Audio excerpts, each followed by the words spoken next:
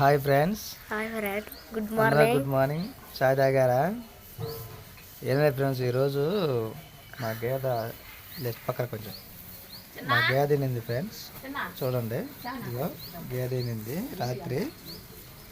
ఈ ఈ కౌశిక్ తోడపిల్లకి ఏదో పేరు పెట్టిందంట.